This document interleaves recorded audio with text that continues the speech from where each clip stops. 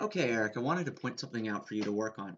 First of all, I would love to be able to see your bat angle here when our stride foot hits.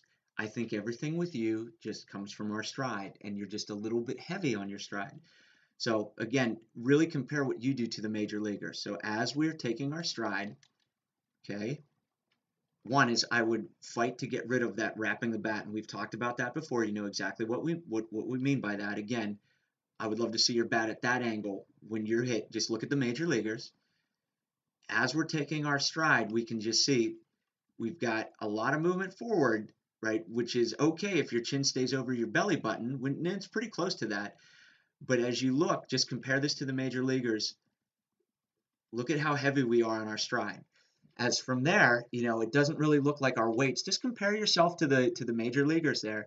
And you can see how we've kind of dived in. I hate to use that cliche, but you can just feel your momentum ready to fall over home plate right there. Make it a little bit tough to get to something that's in. And as you look, it's like you've got your weight equal on both of your legs, okay? And you do a nice job, right? Okay, I'm watching.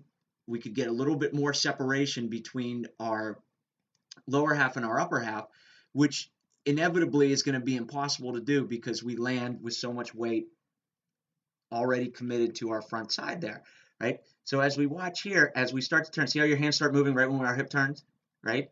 So here we go. Because we get down heavy, okay, as soon as we start to turn here, right, we see our hands start to move forward. We don't get that stretch. Really watch the Bryce Harper one, okay?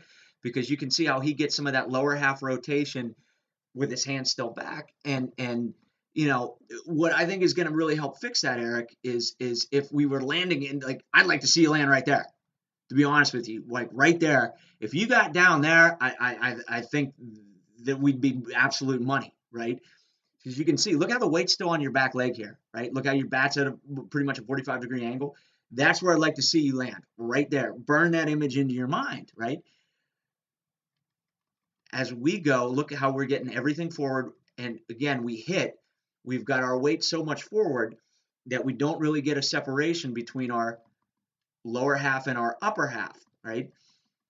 And you get into a good position and you really push through well to extension, right? Like that's very, very good to be able to push through and keep that kind of length. Really happy with that, right?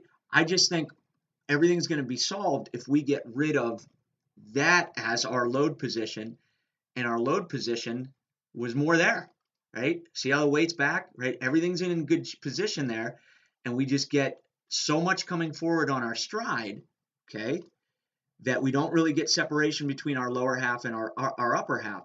But that aside, right, we're going to be able to react to so many more pitches. I could throw you up and in, and you could really hit it from right there.